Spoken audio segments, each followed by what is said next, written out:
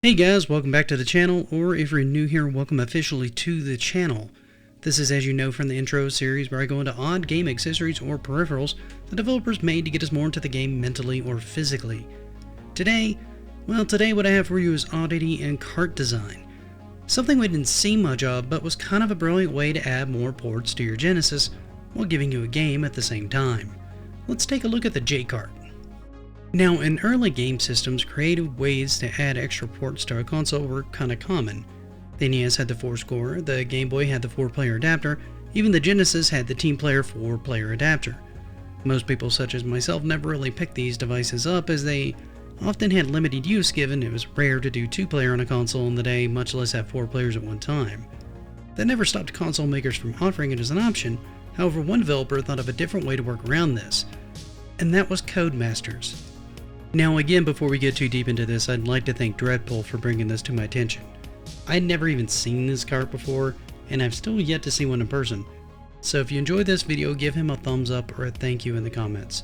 I always appreciate it when you guys bring stuff like this to me, and try to get to as many of them as I can. Matter of fact, there's a few more some of you have brought to my attention I still need to get to. But for now on, let's go a little bit more into CodeMasters. For those of you who aren't familiar with CodeMasters, they're a British development house, probably best known for the Dizzy series and Micro Machines series of games in the early days, and later came up with a product you may have heard of, the Game Genie. It was this product specifically that got the company more intimately familiar with the Genesis hardware, as they had to have a good detailed knowledge of its architecture in order to manipulate the programs using the Game Genie. It was this idea that gave them the knowledge they needed to rework the base cart design for the Genesis. What they essentially did, it looks like, is work in the chipset of two DE-9 connectors and the ports wiring them onto the main chip that housed the ROM for the game itself.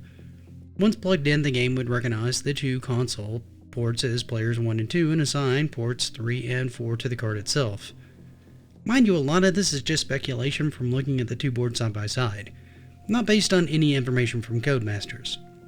This effectively meant that players could do 4-player without needing an external team player adapter, but why wasn't this more common, you ask? Good question, let's find out. You see, this is in part because of the timing when it came out, and it's also likely that a lot of you, like myself, have never really seen this type of cart before.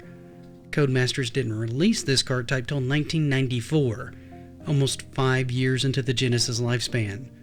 By this time, the Genesis already had several attachments, in the Sega CD released in 1991, and the 32X coming out that same year.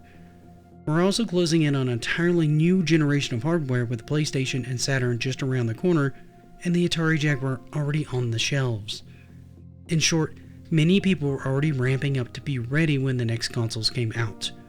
As a result, the only people to ever really use this cart type was CodeMasters themselves, who only ever released 6 games total that used it.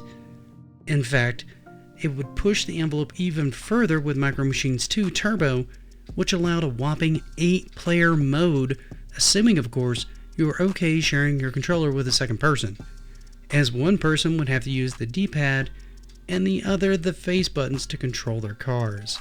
As for influence, the cart type really didn't have much. It came out so late that it never really took off as a standard, but was an interesting idea to say the least. But what do you guys think of this one though? Are any of you a fan of this little oddity? Did any of you ever have one of these carts? And if so, how well did it work? Let me know in the comments. However, for now, thank you so much for watching and spending part of your day with me.